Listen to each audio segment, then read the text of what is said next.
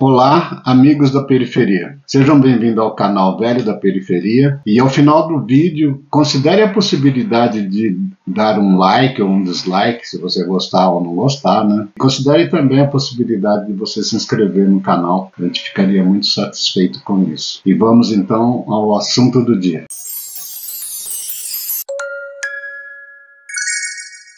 E no assunto do dia hoje, nós vamos continuar falando sobre o governo Dilma. Vamos estudar um pouco as circunstâncias que a levaram ao poder. Além disso, vamos discutir as pedaladas fiscais que ela deu e, finalmente, o impeachment que aconteceu em 2016, quando ela foi cassada. Como eu já disse no vídeo anterior, a Dilma foi escolhida para ser a próxima presidente dessa turma que assumiu o poder lá em 2002, em 2003. Ela foi escolhida para esquentar o banco durante a cadeira de presidente durante 4 anos, para no final desses 4 anos o titular, que na cabeça desse pessoal aí o titular era o Lula, para ele assumir. Entretanto, eles não combinaram com o russo. No caso aí, não é o russo, é a russa, né? Não combinaram com a Dilma. E a Dilma, usando uma prerrogativa que ela tinha de se reeleger, né? Ela decidiu que iria concorrer à presidência da República de novo. No linguajar bem próprio dela, ela ia suceder-se a si mesma. E foi isso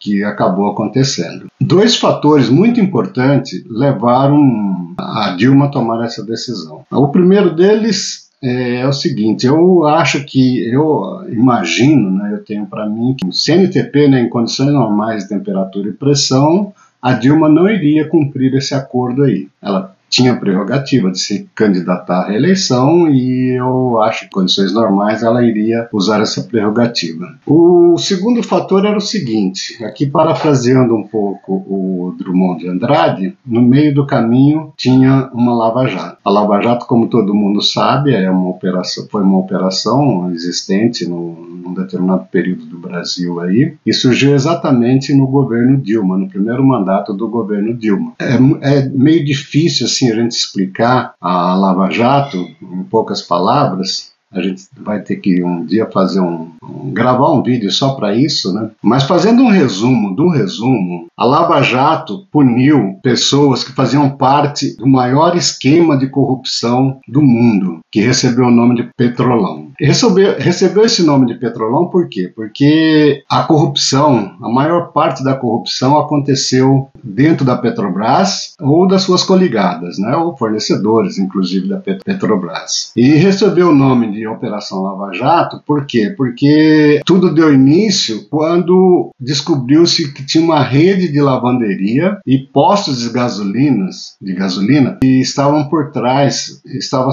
servindo como fachada a desviar recursos das estatais brasileiras, inclusive com remessa de divisas para o exterior. Por isso recebeu o nome de Lava Jato. E esse esquema de corrupção aí fazia parte da intenção do pessoal de continuar oferecendo meios ou recursos para as pessoas, para os parlamentares ou os agentes políticos, né, para apoiar projetos de poder que o pessoal tinha. E eles entenderam então que essa seria uma grande forma de obter os recursos para remunerar esses políticos que iriam apoiar esse projeto de poder. Mas o que a Lava Jato tem a ver com o fato de Lula não se candidatar para suceder Dilma Rousseff? A cronologia dos fatos. A Operação Lava Jato teve sua inauguração em março de 2014. Entretanto, a origem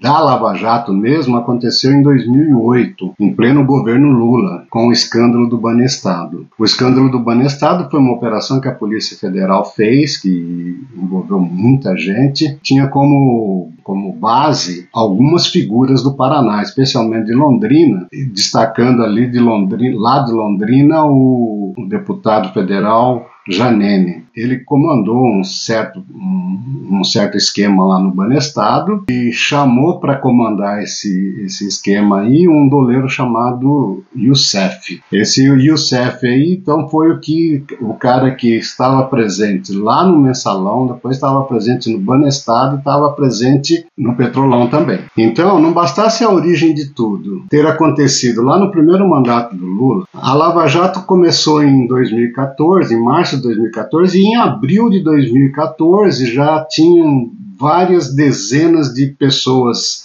indiciadas, inclusive algumas pessoas presas. E essas pessoas indiciadas e presas, elas todos faziam parte ou da administração federal, do governo Lula, ou indicações para as estatais, especialmente a Petrobras e suas coligadas, também feitas pelo governo Lula. Dentre os presos encontrava-se figuras como José Janene, que a gente falou mais anteriormente aí, né, aquele deputado de Londrina, Paulo Roberto Costa, que era um diretor da Petrobras, indicado por alguém do governo Lula, e alguns outros aí que estavam intimamente ligados com Lula. Então Lula estava até o último fio de cabelo envolvido aí com esse escândalo da Petrobras e, por consequência, estava sendo investigado na Lava Jato. E isso iria respingar com certeza nele. E como se sabe, os caras têm meta.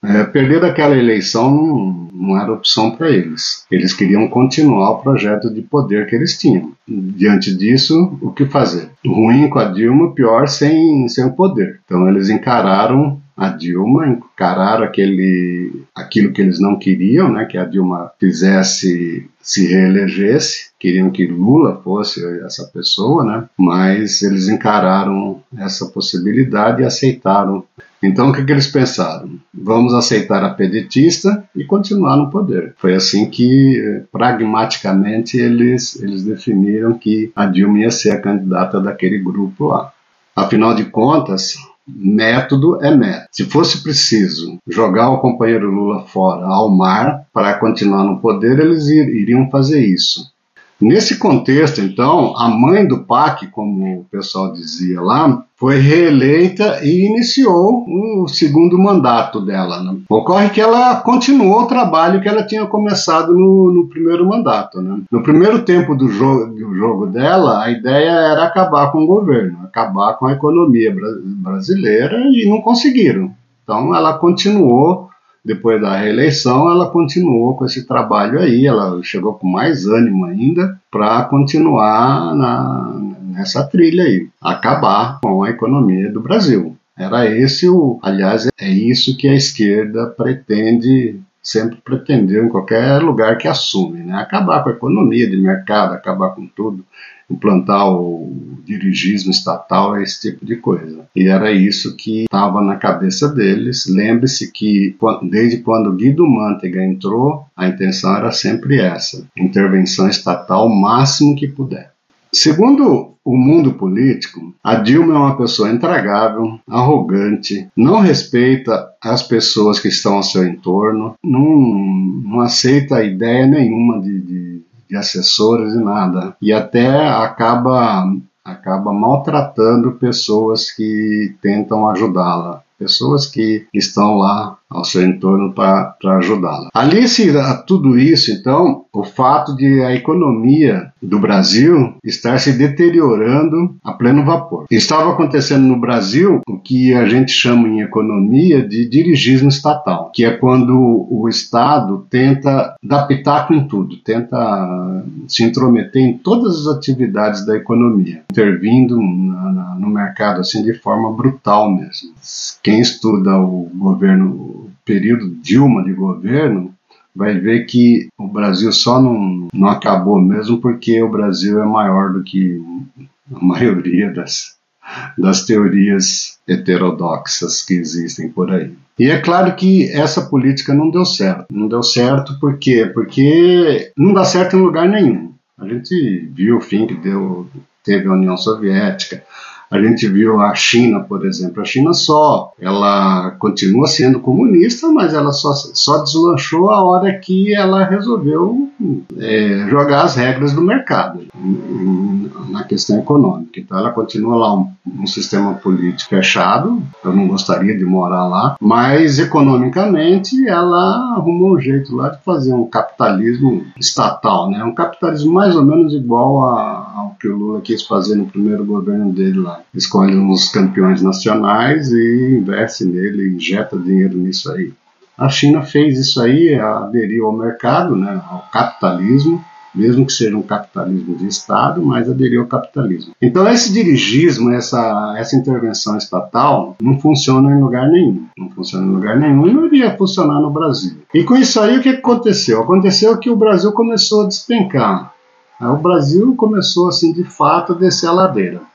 E descer a ladeira com tanta força que em poucos anos o Brasil começou a ter déficit no PIB, ele começou a cair no ranking das economias, ele começou em todos os indicadores econômicos ele caía. A única coisa que subia mesmo era a inflação, os juros e a carga tributária. E não podia ser diferente. Não podia ser diferente porque aquela gastança toda, aquele dirigismo todo, o mercado se retraiu. Os investidores foram embora, que não queria ficar naquele país daquele jeito lá.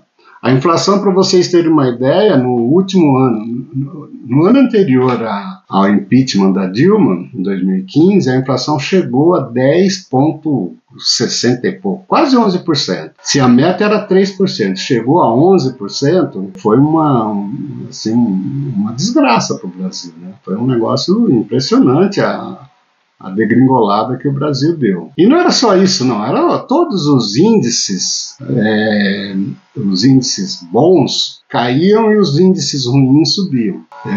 Foi um período assim, bastante grave para o Brasil. Aí, num certo momento, o governo já não tinha mais o que fazer para resolver o problema, para segurar a inflação, para segurar... Não tinha mais nada. Aí surgiram, então, as pedaladas fiscais. Pedaladas fiscais, aliás, foi o motivo oficial que levou ao processo de impeachment da Dilma. E o que consiste a pedalada fiscal? A pedalada fiscal consiste no seguinte: o governo tem uma lei de responsabilidade fiscal a ser cumprida. Ele não pode gastar mais do que tem, do que arrecada. Ele tem um limite lá para gastar, mesmo que tenha déficit. Esse déficit aí é um déficit previsto, é um déficit que está na lei orçamentária. E a responsabilidade fiscal, o que é? Seguir o orçamento. O que aconteceu? Aconteceu algumas vezes no governo Dilma. O Tesouro Nacional chegava no momento de pagar suas contas, de pagar, por exemplo, vamos pegar um exemplo aqui do Bolsa Família.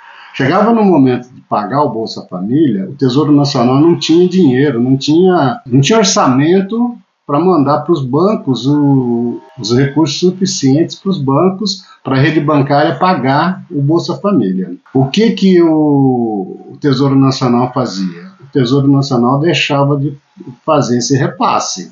Deixava de fazer repasse por INSS para pagar as aposentadorias. E com isso aí, o que acontecia? Os bancos não deixavam de pagar. Os bancos tinham aquele compromisso com o governo lá de fazer os pagamentos. Eles pagavam o Bolsa Família, pagavam as aposentadorias, pensões, pagava tudo. O Tesouro não desembolsava dinheiro para isso naquele momento. E isso aí tinha que entrar, contabilmente, tinha que entrar como um empréstimo feito na rede bancária para o governo, para o Tesouro Nacional. Acontece que esse empréstimo aí não era autorizado pelo Congresso, não era autorizado pelo orçamento. E aí deu-se o nome, então, de pedalada fiscal. Dava uma pedalada, né?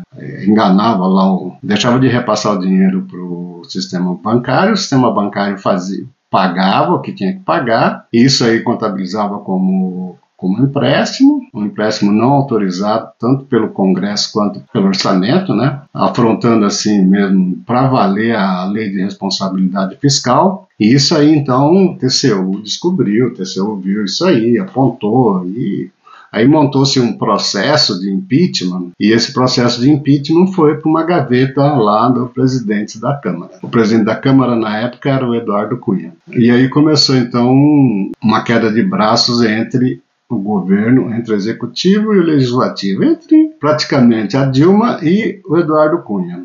O Eduardo Cunha tinha em sua gaveta um pedido de impeachment muito bem embasado, que foi apresentado, cujos autores eram Hélio Bicudo, Reale Júnior e Janaína Pascoal. A Dilma tinha lá seus pruridos com o pessoal do PMDB, e o pessoal do PMDB estava tanto no comando da Câmara dos Deputados, quanto no comando do Senado, quanto na vice-presidência da República. Então, o poder que o MDB, o PMDB, nem lembro qual que era a sigla na época, né? O poder que o MDB tinha na época lá era bastante grande. Embora no Senado o Renan Calheiros jogava no time do PT, o Michel Temer e o Eduardo Cunha visivelmente não jogavam no time do PT. Então, nessa queda de braço aí entre Dilma e Eduardo Cunha, num determinado momento, quem venceu a queda de braço foi o Eduardo Cunha. Ele colocou o pedido de impeachment para ser processado na Câmara. O processo, então, aconteceu na Câmara. A Câmara autorizou a abertura de processo, foi para o